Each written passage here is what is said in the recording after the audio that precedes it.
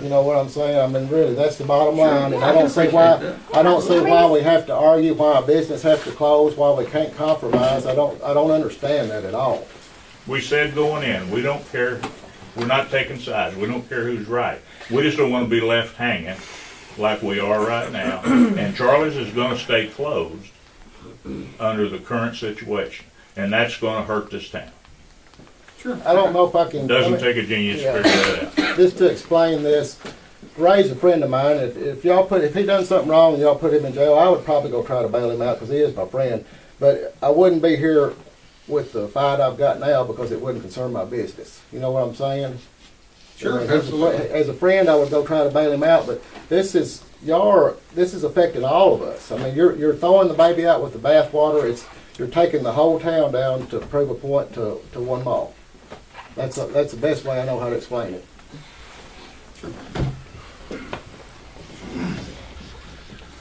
Well, disagree with several things, but one thing I think I can say, again, this is not personal. And you can say what you want. This is a matter of an ordinance that was here before most of us were born. If you come back 2007, if that is the issue that comes up again of list of names, I'm going to try to break it down pretty easy. $25 a year should not affect a vendor from going into a mall to do business. Would anybody agree with that? That should not prevent them from being able to do that. Does anybody disagree with that? You disagree? I just know what the facts are. We had 100 and something vendors before y'all started this, and now we got 3, so I would agree that it does affect it. Would you say that a business closing might have affected that? Well, yeah. Okay. Yeah. Let me finish my point. If the $25 is not the issue, and I think everybody can agree with that, then it would be the turning over of names that could be an issue. Mm-hmm. That would appear to be a privacy issue, where someone may not want to know that they're doing business within the city limits of Hazel. Is that a fair assumption? For whatever reason. I mean, I don't... Okay, can you tell me any other reason besides that? Or why make the mall owner responsible for that? Good, I'm glad you brought that up. And the reason why is because prior to 2007, this council was not, all this council was not here, part of the new people. Prior to that, again, it was stated that the prior business license, before the 2007 amendment, it didn't apply to the business name. So therefore, he was immune to it.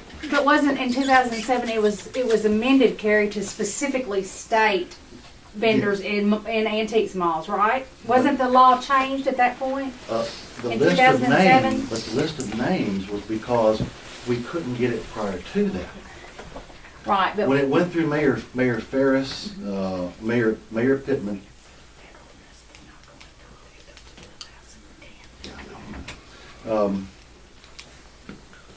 So, yes, in 2007 it was, there was clarity added to the ordinance to make sure that it was understood, because there was this thing about what people were called booth vendors. For a while, and I've had 2 or 3 conversations personally with Ray, and part of the issues were, well, mine aren't vendors, they're renters, or they're members, or they're something else. And it got to be, to where we couldn't put every possible name that you could call somebody to where it would show that this is how they know that that they have to abide by this ordinance of $25 per year, come to the city hall and fill out a business license form. Now, it wasn't until 2010 that it was actually enforced. There was the time prior to, in trying to get it done, it didn't work. We were at a standstill. 2007 came around, and we brought enough information to it to where it was understood that whatever business models are in Hazel, that the definition of doing business is what is transpiring if you're taking product into a place, a mall or the business that you own. The product is being sold, sales taxes collected, and profits are being dispersed as they are. That was business. And so the 2007 amendment added clarity to that. That's when the lawsuit began, because they did not like that portion of it. Now, And the penalty. 2007 was the penalty. The wording was changed along with the penalty. the penalty part was added in, and you're exactly right. Now, the $50 per day, for instance, that's been there in the prior ordinance as well. The misdemeanor part, which is all it is a misdemeanor, was there to add some teeth to get someone to comply, because when you think about this was nothing more than just, if you're doing business in Hazel, go fill out a business license form and be done with it. $25 and you're done for the year. In 1947, there were some of the businesses that were being charged $37.50 in 47. So I know the $25, it should not be the issue here. Obviously, the privacy issue or the turning over of names. Just so you understand, it wasn't anything to, if Sheriff Markham, if there's 10 cars going down the road, and one of them is speeding, and you pull the one person over, is he doing selective enforcement? You can call it that. They're speeding. There's a law being broken. And if the law is being broken, then you try to get it enforced. The only way that we could enforce this was to be able to get the names, since we could not get the person to turn the names over, you know, or to have the people come over. I'm not going to go into other aspects of it. However, there are two things that I think, and I will probably have to address a portion of this with Trevor at some point in time, because I haven't really thought a whole lot about it, but because we're concerned. One of the things mentioned over here a while ago was trying to come up with a potential way to be able to get through this and to find a solution. It's a non-starter unless we're able to enforce the ordinance. You know, we could say, okay, Angela Bright, we need a list anymore. Forget the list. Well, we're right back to square one, and we can't get the people. But you haven't gotten a list for 2010, Carrie. Okay. If it becomes an issue of that, there's two things. A way that and it hasn't been addressed with the council yet either, so this is all fresh for you all. There's a couple of things that can be potentially brought out to be able to gain an olive branch over something that to me is truly a mountain man of a molehill. We have an issue of $25 business license, and if I'm renting a booth space in Charlie's, I should pay $25 to do this. I don't mind coming up here to Janice and paying my $25. And that's the way it really should be. This really should not be an issue. And it is difficult for me sometimes to fully grasp it. I can grasp what is happening around it. Nobody's arguing that, Gary. Nobody's arguing that at all. All right, but understand, it's a non-starter unless we're able to enforce the ordinance. So, with that being said, if privacy is an issue, then under the direction and advice of Trevor Coleman, also abiding by the Kentucky Revised Statutes and the superseding Freedom of Information Act, if we were able to redact all information, and we put a guarantee that whatever the people come over and whatever list and names and all the things that people seem to be worried about, if everything is redacted from that point on and guaranteed to be done so. What's redacted mean? Blacked out. Blacked out personal information. Right, because, okay. and I'll be honest with you, and Trevor knows more about this than I do, I don't know exactly what all the laws are in that, but I believe it is fair to say that if someone We've only had really now, I guess, 2 people that's ever asked for this, Ray, and you said you all did. Yes, So, okay, so if it was all blacked out, the personal information, to the point where if it was even just the name, but the problem is nowadays, you Google a name and you get about everything you want.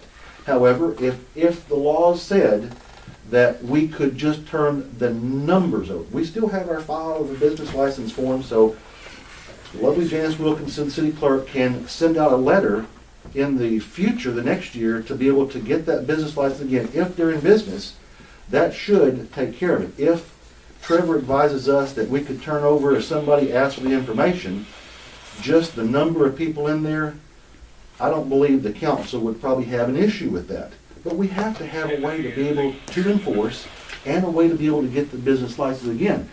Because I think it's pretty fair to say that maybe some of the businesses may not want to cooperate as much as they would. Now, secondly, the criminal aspect of it, it was there for teeth. Well, obviously, it's an issue. So, if the council said, okay, we're going to leave the rest of it in there, but if an olive branch is being offered, and we offered 2 things to bring harmony and peace to the situation, and we were able to say, we'll do all that we can to be able to redact all the appropriate information, and 2, we took the criminal aspect out of it to where there's not the potential jail time, which nobody wants to put anybody in jail. Nobody wants this thing to go on any longer. Nobody wants Troy's to close. I don't think about Ray that much. I have to occasionally because the conversations come up. It comes up a lot. It comes up tonight. And I really don't care much about it. I don't care, if he wants to be in business, wonderful. Be successful. He's been in business for over 10 years, 15 years, whatever it is. If he wants to buy another business, more power to him. Make money, make profit, do all the good things. Just stay within the law. And the law we just want to be able to enforce our ordinance. So if we did that, let's just put that on the table right now, that can be considered. The council will have to decide if that would be acceptable to them and to the opposing side. And if that takes care of all the other stuff, then the lies and the personal stuff and me controlling the council, all of that stuff can all be put to bed. Now, so it's been a good long time. It's been 33 minutes. Can I just make sure I understood you right? Are you saying that y'all are going to kick around, and that sounds good to me, that if the list was turned over from anybody and somebody requested it from public records, they couldn't get the names of the people, just the number of the people in the business? Yeah, as long as there's a couple of things. It'd be Cities are confidential, so it wouldn't subservient to be county public. law, county law is subservient to state subservient to federal law. Yeah. The Freedom of Information Act is a federal law, and our attorney will advise us on what we can and can't do. The one thing that the city has to be able to do is stay within the law. If we are able to, if he can devise a way that protects, because there is some reason why, and it may be because there's so many weird things. It could be that they're thinking, okay, we're going to take this list and give it to Blue Moon to take vendors from Corner Shop. I don't know. If that is part of the mentality of this, if that addresses it and that solves the issue and that eliminates a problem, that's And that would great. eliminate any backlash of any of the past and all that, just starting fresh is what you're saying, what you're putting on the table? Why would the city benefit over that than him buying a master business license and paying $3,000 a year? The city's gonna get more money than they would with a list. You wouldn't even need a list. Well- Why is that list so important? Well, partially because the ordinance, we felt all along, Angie, that the ordinance is not prohibitory toward business. But you Wait. haven't gotten a list from anyone else, Carrie. That's not true. That is not true. Then how was it given? Was it given on a piece of paper or on the phone verbally? Can somebody call you and give you 25 names and addresses? What she's trying to say is when Russell Essery was in business, he told all of his booth renters, you need to come down to City Hall